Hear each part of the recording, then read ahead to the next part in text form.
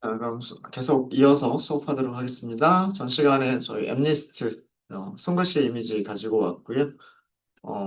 그리고 배열의 모양, 훈련셋과 테스트셋의 배열의 모양을 그 채널 차원을 더 추가를 했고, 그리고 그 스케일도 0에서 1 사이의 값들의 범위로 스케일링을 했습니다. 그리고 훈련셋과 검증셋으로 나눴고요. 그 다음에 검증셋의 비율은 10%만 사용을 했습니다. 그래서 어, 또 얘를 어떻게 몇 퍼센트를 사용하냐에 따라서도 훈련하는 그런 게 조금씩 달라질 수는 있을 거예요. 네, 그래서 훈련 세트를 5만 4천 개로 좀 많이 사용하려고 했고요. 그 다음에 검증 셋은 6천 개만 사용하려고 여기는 0.1%로 했습니다. 아, 10% 0.1로 했습니다. 자, 그러면 자 이제 모델을 만들면 되겠죠. 그 다음 단계가 합성고 신경망을 생성을 하시는 단계예요. 네. 그 뭐죠? 훈련할 때마다 여러분들하고 그 조금씩 달랐죠. 난수를 만들어내는 것들 때문에 조금씩 아마 달랐을 거예요.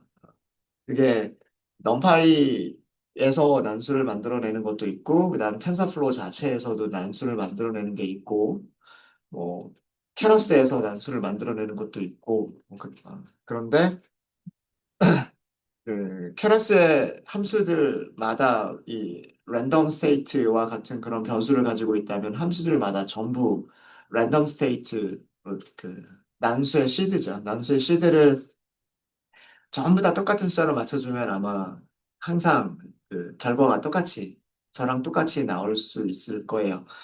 근데 모든 함수가 다 랜덤 스테이트라고 하는 함수 그 파라미터를 제공하지는 않습니다. 그렇기 때문에 항상 그 훈련의 결과가 똑같이 나온다라는 보장이 없는데 어 제가 텐서플로우에 이런 게 있더라고요. 텐서플로우에 랜덤이라고 하는 모듈이 있고요. 여기 랜덤이라고 하는 모듈 안에 set seed라고 하는 게 있어요. 그래서 이걸 이용하시면 텐서플로우에서 사용되어지는 난수들 만들 때 seed를 42로 고정하고 만들겠다라는 그래서 그 코드를 다시 실행할 때마다 같은 그 아웃풋 같은 실행 결과가 나올 수 있도록 해줄 수 있는 게 텐서플로우의 set seed 텐서플로우 랜덤 모듈의 set seed라고 하는 게 있고요. 그 다음에 넘파이 랜덤 모듈에도 여기는 set seed라고 되어져 있지 않고요. seed라고 되어져 있어요.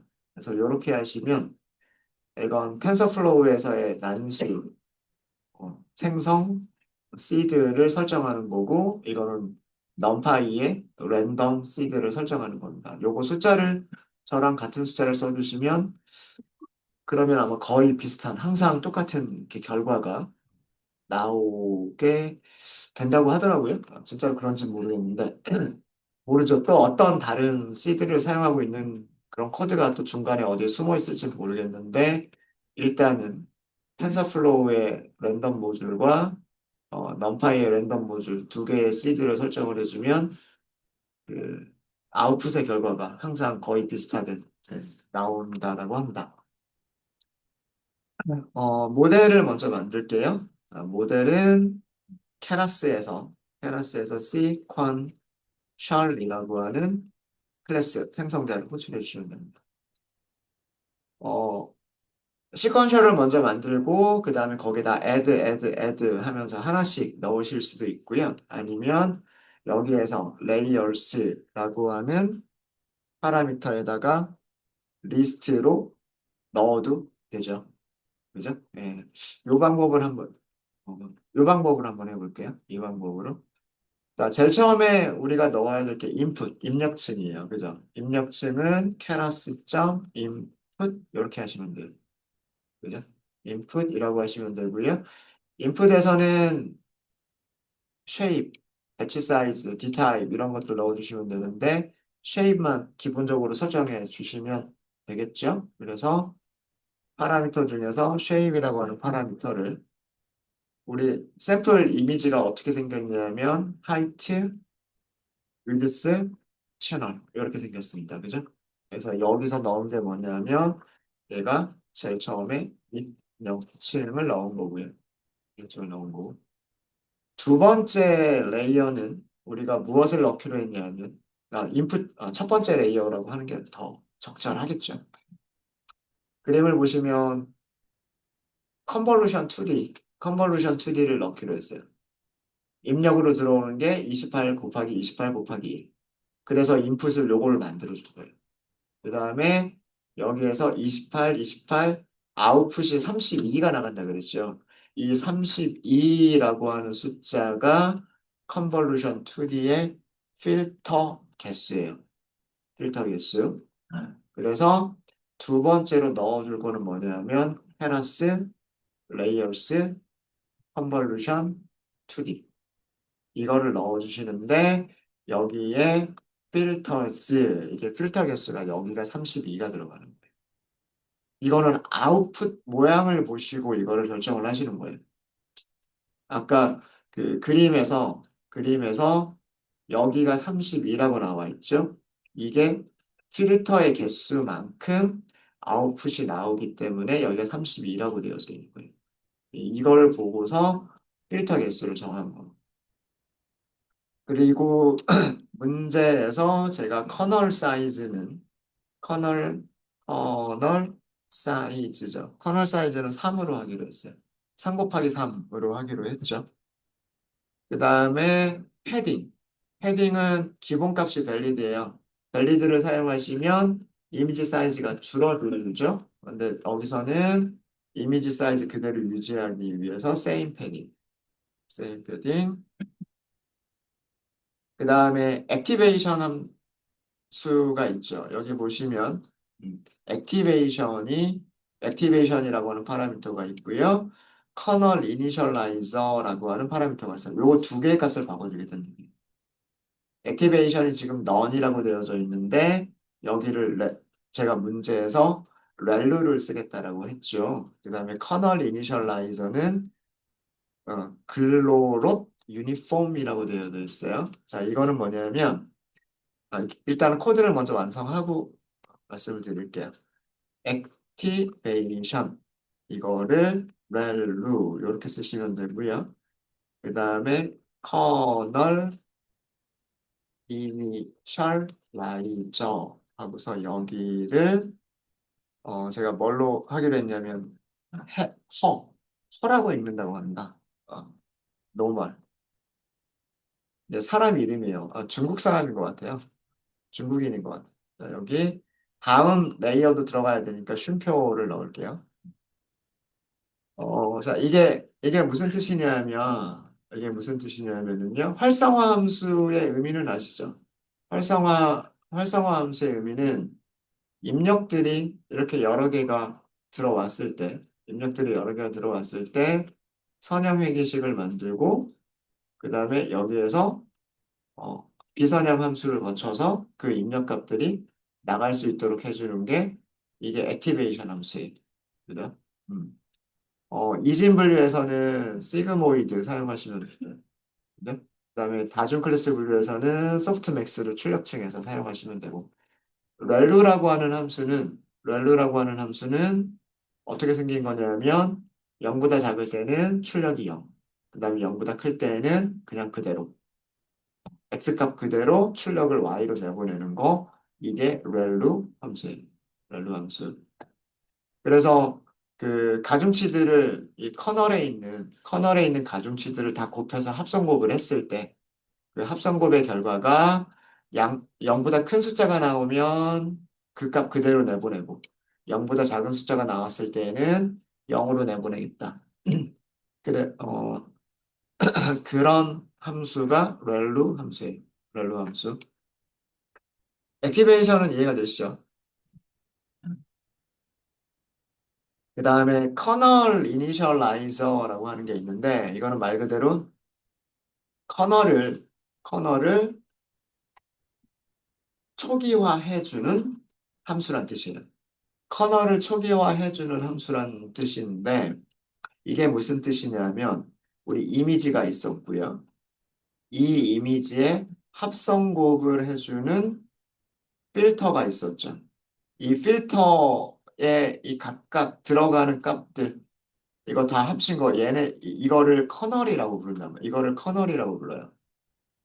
처음에 커널은 뭘로 만든다 그랬어요? 균등분포를 갖는 난수로 만든다 그랬어요.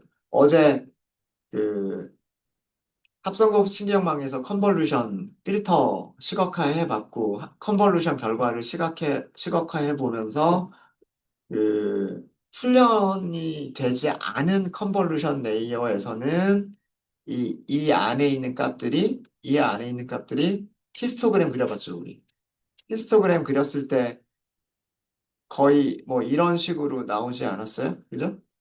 그러니까 그 완전히 균등분포는 아니지만 거의 균등분포에 가까운 난수들로 얘네들이 만들어졌었죠. 기억 안 나세요? 근데 훈련이 끝나고 나니까 히스토그램이 어떻게 됐냐면 이런 모양을 갖는 히스토그램으로 바뀌었어요. 그죠? 어, 기억이, 기억이 나셔야 되는데. 네. 자, 여기 한번 파일 한번 열어볼게요.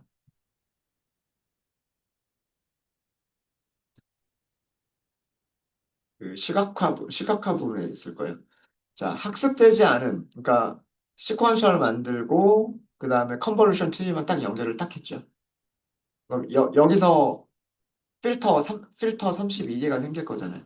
그 필터 32개를 시각화해 본 게 뭐였어? 요거였었단 말이에요. 커널에 들어있는 값들이 마이너스 0.15에서 플러스 0.15까지 그 사이에 있는 값들이 거의 균등하게, 물론 오르락 내리락은 하지만 거의 비슷한 개수로 들어있다라고 하는 걸 봤었죠. 음.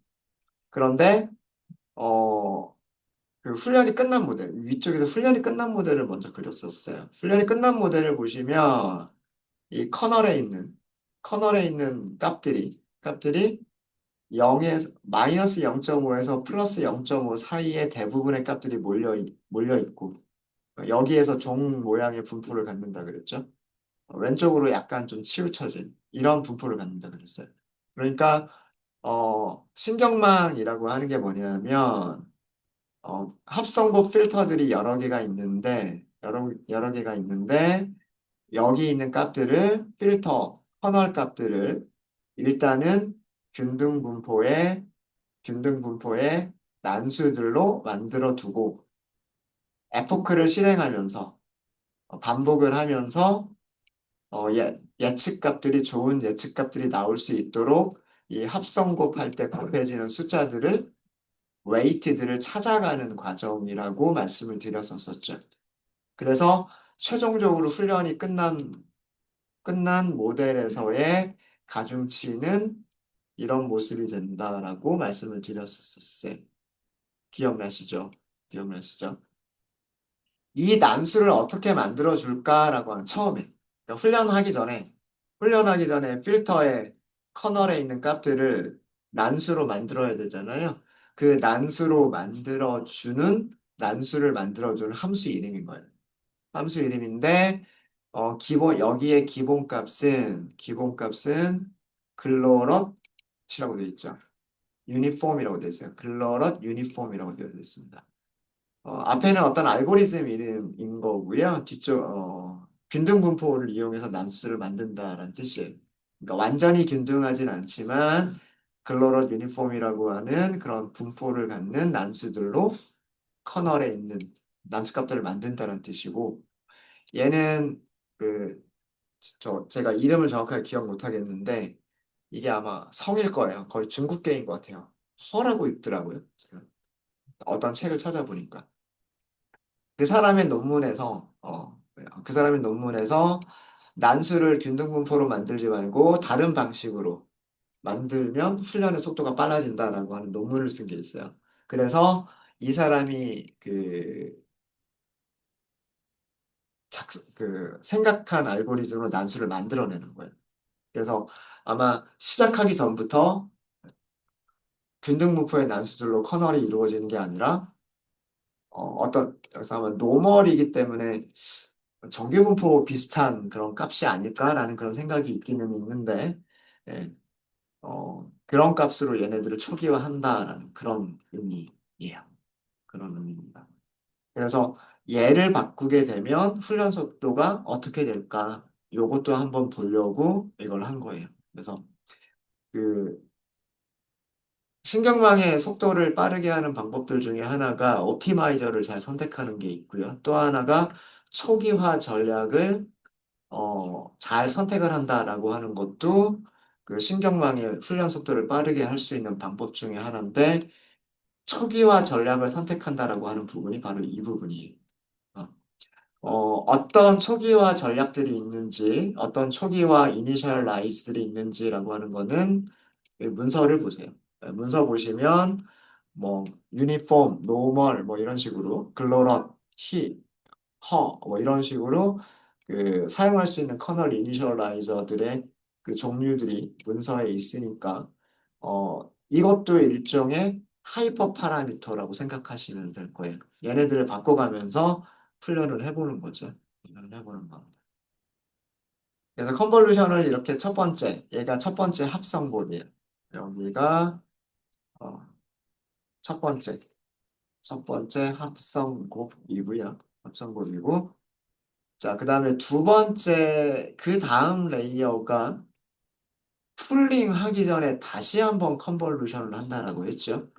풀링 하기 전에 다시 한번 컨볼루션을 하는데, 여기에 필터 개수가 64라고 돼 있어요. 64. 그러니까, 요 숫자를 보시면 돼요, 요 숫자. 요 숫자를 보시면 돼요. 요 숫자. 얘가 필터 개수. 제일 마지막 차원에 있는 게 필터 개수다라고 생각하시면 돼요. 자, 그러면 두 번째, 여기 쉼표 있죠? 쉼표 있고, 두 번째도 똑같이 뭐라고 만드시면 되냐면, 케라스, 레이어스, 컨볼루션 2D를 사용하시면 되고요. 위쪽과 달라지는 점은 필터의 개수가 64개다. 요게 바뀌는 거고요. 커널 커널 사이즈는 똑같이 3으로 하기로 했어요. 그 다음에 패딩 방식은 same 패딩 방식을 사용하기로 했고요. 그 다음에 여기서 액티베이션 함수도 똑같이 렐루를 사용하기로 했어요. 그리고 커널 이니셜라이저를 여기서도 위쪽이랑 똑같이 노멀을 사용하기로 했습니다. 얘가 두 번째 합성법. 이렇게 해서 두 번째 합성법을 넣고 나서 그 다음에 우리가 연결한 게 맥스플링이었을 거예요. 컨볼루션 거치고 컨볼루션 거쳐서 맥스플링이 됐죠. 자, 맥스플링 보시면은요. 맥스플링 보시면 입력은 위쪽에 있는 컨볼루션 2D가 출력을 해준 게 입력으로 들어가요. 여기서 출력이 입력으로 들어가고 이렇게 쓸까요? 인풋이 여기로 들어가죠. 출력이 인풋으로 들어갑니다. 그래서 출력이 나와요. 이 출력이 그 다음 층에 인풋으로 들어가요. 그리고 출력이 나오죠. 이거 그대로 어디로 들어가요? 그 다음 층에 인풋으로 들어갑니다. 이런 식으로 연결이 되는 거예요. 이런 식으로. 이런 식으로 연결이 되는데, 자, 그래서 맥스플링 층에는 이미지가 세로 길이 28, 가로 길이 28인 이미지가 들어왔어요. 이런 이미지가 들어왔는데 여기에서 아웃풋으로 나가는 거는 세로 길이 14, 가로 길이 14로 이미지가 나가요. 그렇죠? 이 얘기는 이거는 커널 사이즈가 어떻게 돼야 될까요? 커널 사이즈가 절반으로 이미지의 사이즈를 절반으로 줄일 수 있어야 돼요. 이미지의 사이즈를 절반으로 줄일 수 있는 거는 커널 사이즈가 2인 그런 필터를 사용하시면 되죠. 그죠? 이것도 입력과 출력의 모양을 보고서 커널 사이즈가 어떻게 될지를 이것도 예상하실 수 있으셔야 돼요. 자, 그래서 세 번째가 케라스, 레이어스, 그리고 맥스, 풀링, 2D를 넣을 거고요. 자, 맥스 풀링 2D를 보니까 풀 사이즈. 여기는 커널 사이즈라고 하지 않고 풀 사이즈라고 하고 있네요. 풀 사이즈가 2 곱하기 2. 이거 우리가 원하는 거예요. 그죠? 28 곱하기 28이 딱 절반인 14 곱하기 14로 나눠지는 거니까 이게 우리가 원하는 풀 사이즈. 그 다음에 스트라이드는 기본값 그대로 이용하시면 돼요. 그 커널의 풀의 크기와 똑같은 크기로 두 칸씩 두 칸씩 두 칸씩 옮겨가면 돼요. 그게 여기 제공하지 않는 거예요. 그 다음에 패딩 방식은 세임 패딩 쓰면 안 되죠. 밸리드 패딩을 쓰셔야 이미지가 절반으로 줄어들겠죠. 그래서 맥스 플링에서는 여기 그 기본값들 변경시킬 거 없고요. 그냥 파라미터 기본값들, 디폴트 아규먼트를 그대로 이용하시면 돼요. 여기가 맥스 풀링 매칭, 맥스 풀링 레이어. 자, 그러면 맥스 플링까지 끝났죠? 끝난 다음에 뭐 넣기로 했나요? 댄스층에 넣기 위해서, 그죠? 맥스 플링 끝난 다음에 댄스층에 넣기 위해서 14 곱하기 14 곱하기 64를 14 곱하기 14 곱하기 64를 뭘로 만들자? 1차원 배열 12544인 1차원 배열로 만들자. 이게 플래튼이에요. 플래튼. 그래서 세 번째가 그 다음 레이어가 케라스, 레이어스, 플래튼. 여기도 특별하게 파라미터를 적용할 거는 없습니다. 자, 그 다음에 특이하게 바로 밀집층으로 바로 넣었던 게 아니고요. 드랍 아웃을 먼저 넣었어요. 페라스 점, 레이어스 점, 드랍 아웃을 넣었어요. 여기서 레이트가 정해져 있지 않죠. 이거 반드시 넘기셔야 돼요. 그래서 여기를 rate 하고 값을 주셔야 되는데 제가 문제에서 첫 번째 드랍 아웃은 몇 퍼센트로 하기로 했나요? 0.25였나요? 그죠? 문제에서 이걸 얘기하는 거였습니다. 제가 문제에서 뭐라고 드렸었냐면 첫 번째 드랍아웃은 0.25, 두 번째 드랍아웃은 0.5로 설정하자라고 한 게 이게 이런 내용이에요. 네. 그러니까 그 출력들 중에서 출력이 만약에 100개가 있다라고 한다면 100개의 출력들 중에서 임의로 25개는 그 다음 계층에 넘겨주지 않고 75개만 그 다음 계층의 입력으로 사용하겠다라고 하는 거예요. 근데 이게 어, 그 특성들마다 이 25%라고 하는 게 임의로 선택이 됩니다. 임의로 25%의 출력이 꺼지게 되는 거예요. 그래서 어떤 출력은 들어가기도 하고 어떤 출력은 안 들어가기도 하고 이런 것들이 그 난수로 만들어지는 거예요. 드랍아웃을 쓰는 목적은 과대적합 줄이기 위해서라고 말씀드렸죠. 이 다음에 연결한 게 밀집층이었었어요. 케라스, 레이어스, 댄스를 넣었어요. 댄스. 자, 댄스를 넣었는데 댄스의 모양을 볼까요? 댄스 어떻게 넣을 건지. 댄스층에 대한 얘기는 여기 없었네요. 그죠? 댄스층에 대한 얘기는 없었는데 댄스층 볼게요. 자, 이 모양을 보시면 돼요. 드랍 아웃에서 12,544개가 들어왔어요. 근데 댄스에서 나간 거는 몇 개가 나갔어요? 128개가 나갔어요. 그럼 유닛이 몇 개 있어야 돼요? 유닛이 128개가 있어야 돼요. 그러니까 입력층에서 여기가 X1부터 X 12,544까지 입력 특성들이 있었는데 여기 밀집층을 거쳐서 여기서 출력이 이렇게 나가죠.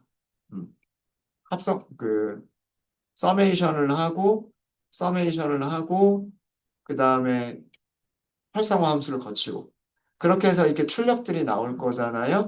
이 출력의 개수가 여기 몇 개라고 되어 있어요? 128개라고 되어 있단 말이에요. 그러면 얘네들이 이렇게 연결이 돼야 되겠죠. 이렇게 연결이 돼서 한 개. 그 다음에 이렇게 연결이 돼서 여기서도 한 개. 전체가 128개가 되려면 방법은 방법은 여기에 유닛의 개수가 몇 개여야 된다? 128개여야 된다는 얘기예요. 그래서 요걸 보고서 댄스층의 댄스층의 유닛 개수를 결정할 수가 있는 거예요. 그래서 댄스에서는 반드시 줘야 될 게 유닛이죠, 유닛. 여기가 128개가 들어가는 이유가 그 출력층의 모양 때문에 그렇습니다. 모양 때문에. 여기서도 액티베이션은 렐로 사용할 거고요. 렐로 사용할 거고, 그 다음에 여기서도 커널 이니셜라이저를 써보자라고 했죠. 노멀이라고 하는 이니셜라이저를 써보자라고 했습니다. 네, 여기가 밀집층.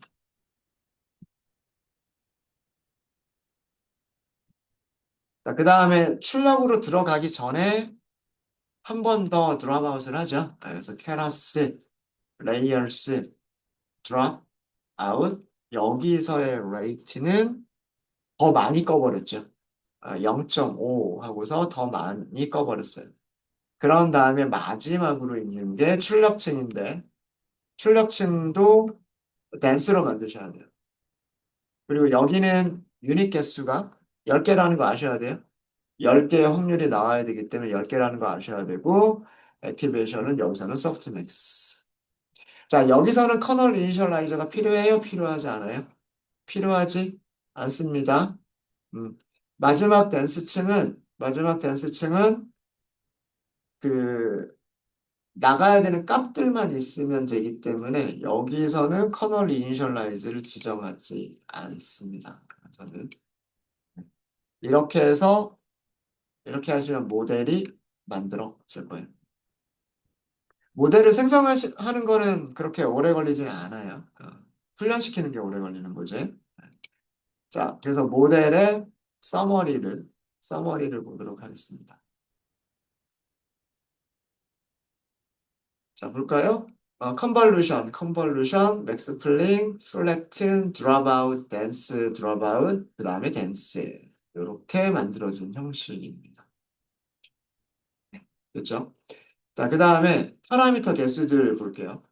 파라미터 개수들 우리가 왜 이렇게 나오는지를 확인을 해보면은요. 자, 첫 번째 컨볼루션 레이어에 대한 모델 파라미터 개수를 우리가 한번 생각을 해볼게요. 컨볼루션 레이어에서 커널 어떻게 만들었냐면 3 곱하기 3으로 만들었죠. 그죠? 3 곱하기 3으로 만들었으니까 필요한 커널의 개수가 3 곱하기 3이잖아요. 그죠? 그 다음에 각각의 커널들마다 몇 개가 있어요? 저기 바이어스는 한 개씩 있어요. 각각의 커널들마다 무조건 더해주는 상수라고 생각하시면 돼요. 무조건 더해주는 상수 바이어스는 한 개씩 있어요. 자, 이런 커널들이 총 몇 개가 있어요? 커널이 총 32개가 있어요. 이렇게 계산하면 이게 320개. 320개. 맞죠? 음. 자, 그래서 나온 거를 생각을 그래서 나온 여기 입력 모양. 이 출력이 첫 번째 층에서의 출력이 어디로 들어가요? 두 번째 층으로 들어가죠. 들어가죠. 자, 이 모양 보세요. 이 모양을 보시면 이미지가 이렇게 나올 거예요. 세로 길이 28, 가로 길이 28, 그 다음에 채널의 개수가 32, 여기가 32. 이렇게 됐죠. 자, 여기다가 합성곱을 하려고 하는 거예요. 여기다 합성곱을 하려고 하는 건데, 커널의 크기는 3이라고 지정을 했죠. 그러니까 요렇게 합성곱을 하는 거죠. 하는 거잖아요. 요렇게. 그죠? 근데 모양이 합성곱을 할 때마다 합성곱 필터 하나에 대해서 2차원 모양으로 나와야 되죠. 28 곱하기 28이라고 하는 2차원 모양이 나와야 되죠. 만약에 그 합성곱 필터를 2차원으로만 만들어 버리면 얘가 움직일 수 있는 방향은 이쪽 방향, 이쪽 방향 이렇게도 움직이면서 합성곱을 할 수가 있어요. 그렇죠? 그러면은 결과가 2차원이 아니라 3차원이 나와 버리게 돼요. 그래서 필터를 어떤 모양으로 만들어야 되냐면 이렇게 3차원 모양으로 필터를 만들어 주셔야 돼요. 3차원 필터 모양으로 만들어 주셔야 아래쪽으로 움직이면서 합성곱하면서 이렇게 숫자들이 나올 거고 그 다음에 오른쪽으로 움직이면서 합성곱을 하면서 이렇게 숫자들이 나올 거고 결과는 2차원 모양으로 나오겠죠. 그죠? 그래서 이 두 번째 합성곱에서 사용되어지는 필터의 모양은 3차원이에요. 여기는. 자, 그러면 이 3차원 커널의 커널 개수를 한번 계산해 보겠습니다. 앞에 3 곱하기 3이 있고요. 그 다음에 얘가 채널 몇 개 가지고 있냐 하면 32개 채널 가지고 있어요. 그리고 여기마다 무조건 더해주는 상수, 바이어스가 한 개가 있죠. 자, 이런 커널이 총 몇 개가 있냐면 64개가 있어요. 자, 이거 계산하면 18,496. 여기 있는 숫자는 이렇게 계산이 된 거예요. 예, 여기 숫자가 왜 18,496이 나오는지 이해하셔야 돼요. 여기 입력의 모양, 그러니까 얘가 입력이죠. 죄송합니다. 컨볼루션으로 들어오는 입력의 모양을 보고 그거에 따라서 커널의 모양이 3차원 모양의 커널이다라고 생각을 하셔야 되고 그 다음에 바이어스가 하나가 있다. 그리고 필터가 총 64개의 필터가 있다. 곱하기 64. 이렇게 했을 때 얘가 나오는 거다라고 하는 거를 계산하실 수 있으셔야 돼요. 그 다음에 맥스 플링은 이렇게 생긴 녀석을 이렇게 그 이동시키면서 최대값만 뽑아내면 되는 거죠. 최대값만 뽑아내면 되는 거니까 여기는 모델 파라미터 없어요. 그 다음에 얘는 펼치기만 하면 되는 거죠. 펼치기만 하면 되는 거니까 여기도 모델 파라미터는 없어요.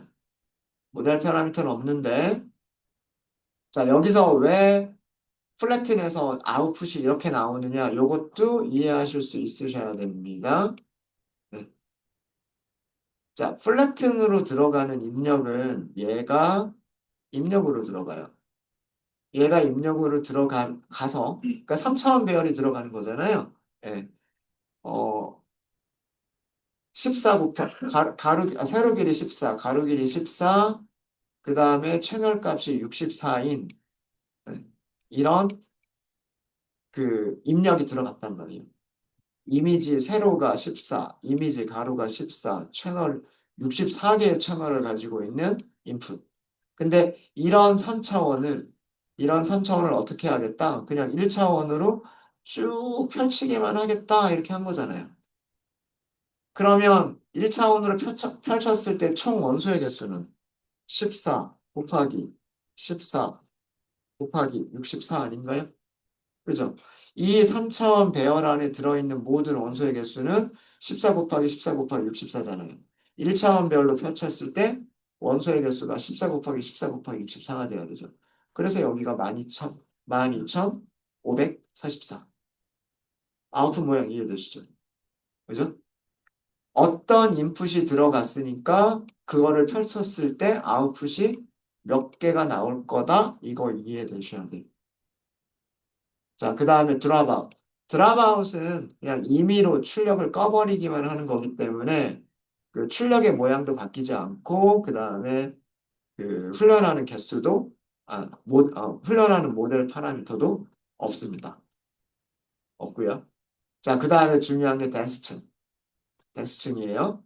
자, 댄스층으로 들어가는 거를 보시면, 댄스층으로 들어가는 게 12,544개의 인풋이 들어가요. 그러니까 피처의 개수가 12,544개인 거예요. 걔가 들어가서 128개가 아웃풋으로 다시 나와야 돼요. 그리고 아까 그림 그려드렸죠. 여기에 입력이 총 몇 개가 있냐면 1번부터 12,544번까지 있고, 그 다음에 여기에서는, 유닛이 1번부터 128번까지 128개의 유닛이 있는 거다. 이렇게 말씀드렸죠. 자, 가중치 생각해 볼게요. 첫 번째 특성이 유닛으로 들어갈 때의 가중치, 두 번째 특성이 들어갈 때의 가중치, 세 번째 특성이 들어갈 때의 가중치, 12,544개의 특성이 들어갈 때의 가중치, 그리고 여기에 더해주는 바이어스. 이렇게 있는 거잖아요. 그죠? 그러니까 유닛 한 개만 생각했을 때 가중치가 총 12,544개가 있는 거고 더하기 한 개의 바이어스가 있는 거고요. 그 다음에 이런 똑같은 모양의 유닛이 곱하기 몇 개가 있는 거냐면 128개가 있는 거죠.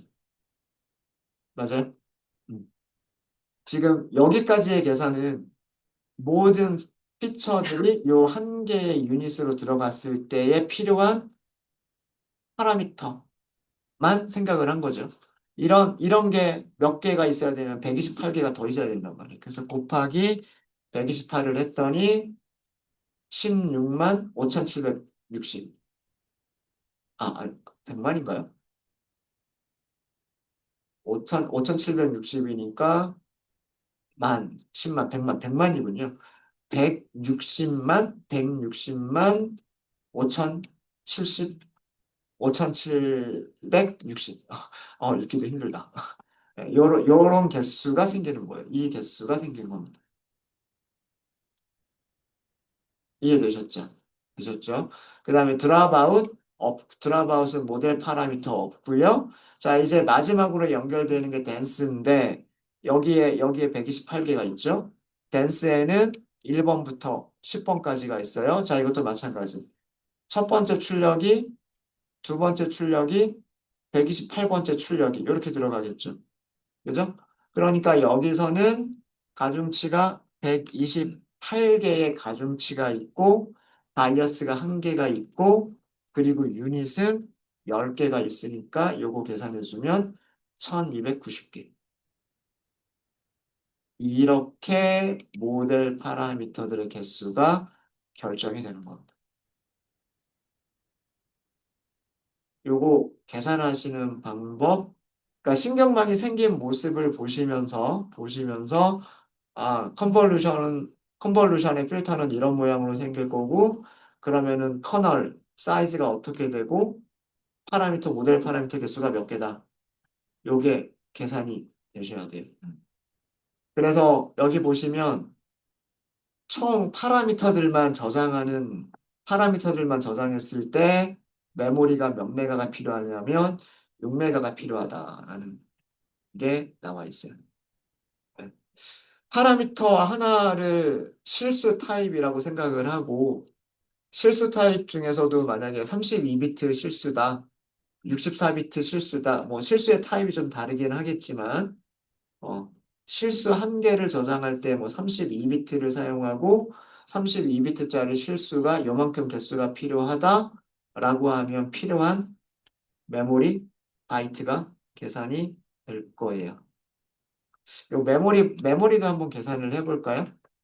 메모리는요, 만약에 이게 32비트일지 64비트일지는 모르겠는데, 64비트라고 보통 64비트가 기본인데, 64비트는 8바이트예요. 8바이트 곱하기 16, 복붙 할까요? 복붙하면 쉼표 때문에 안 되겠군요. 1625, 그 다음에 866. 이거 계산하면 이런 숫자가 나와요. 이 숫자를 이 숫자를 1024로 나누면 킬로바이트가 되고요. 이게 킬로바이트고, 그 다음에 다시 한번 1024로 나누면 이게 메가바이트. 12메가바이트네요. 12메가바이트. 64. 그러면 32비트를 사용하는 거예요. 32비트. 요거 계산해 보면 6.2라고 나오죠. 6.2. 이 얘기는 뭐냐면 32비트가 4832니까 4바이트예요. 실수 하나를 저장할 때 4바이트를 사용하고 있고 4바이트 실수가 160만 개가 필요하고 그 다음에 그 1kB는 1024바이트 그 다음에 1메가바이트는 마찬가지로 1024kB니까 1024 두 번 나눠주면 얘가 여기 계산되는 메모리 개수. 그래서 지금 아마 실수 타입이 4바이트 실수를 사용하고 있는 거네요. 그러니까 그 플롯 플롯 32를 사용하고 있는 거예요. 플롯 32. 64를 사용하고 있는 게 아니라. 이렇게 메모리도 계산이 돼야 돼요. 그래서 만약에 우리가 모델을 저장한다. 파라미터들만 저장한다. 그러면 대략 6메가 정도의 파일이 생기는 거예요. 거기다 모델 구조까지 저장한다. 그럼 조금 더 커지겠죠. 네. 그게 이런 내용입니다. 그래서 모델 컴파일을 했고요. 그 다음 모델 서머리까지를 보여드렸습니다. 컴파일이 아니라 모델 생성까지만 했죠. 모델 생성까지만 하고 그 다음에 모델 서머리까지 보여드렸어요. 서머리까지 보여드렸습니다. 네, 혹시 질문 있으신가요? 음. 제가 왜 이거를 강조를 하냐면 그 우리가 신경망을 처음부터 끝까지 다 만들 수는 없어요. 그래서 이미 훈련이 다 끝나 있는 신경망들을 불러와서 사용하는 경우가 있어요. 그러니까 가중치들이 이미 다 훈련이 끝난 녀석들. 케라스에서 제공되어지는 훈련이 끝난 모델들이 꽤나 많습니다. 나중에 문서 한번 찾아보세요. GPT한테 물어보셔도 되고.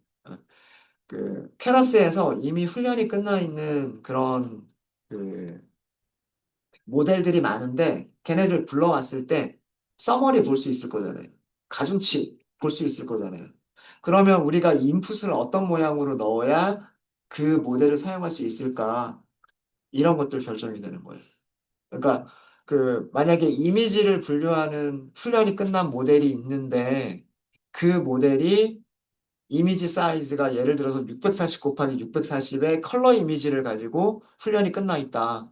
근데 그걸 가지고 우리가 엠리스트를 쓰겠다? 그럼 모델 파라미터가 안 맞잖아요. 그죠? 그럼 방법은 뭐냐면 엠리스트 데이터셋을 그거에 맞게끔 리사이징을 하고 쉐입을 바꿔주고 이런 방법을 써야 되는 거란 말이에요. 그렇지 않으면 우리가 훈련 세트를 그 모델에다가 그냥 넣어버리기만 하면 파라미터 개수가 맞지 않는다, 차원이 맞지 않는다라고 하는 에러를 보여주게 됩니다. 그래서 그런 에러를 만났을 때, 파라미터 개수가 맞지 않아요, 차원이 틀려요라고 하는 그런 에러를 만났을 때 무엇을 살펴보시냐면 여기 인풋과 아웃풋, 그리고 모델 파라미터의 개수. 이 그게 계산하는 방법 이런 거를 잘 생각을 하시면 그런 에러를 만났을 때 여기를 좀 고쳐볼까? 여기를 고치면 되겠지. 인풋의 모양을 고치면 되겠지. 뭐 이런 것들을 생각하실 수가 있으세요. 그래서 중요한 부분이 여기를 어떻게 계산할 수 있느냐라고 하는 부분은 그래서 중요한 부분입니다. 네, 뭐 코드는 요거밖에 작성하진 않았지만 뭐 요거에 대해서 좀 설명을 드리느라고 시간을 좀 할애를 했습니다. 네. 혹시 질문 있으실까요? 네, 질문 없으시면 이번 시간 여기까지 하고요. 실제로 훈련은 다음 시간에 해보도록 하겠습니다.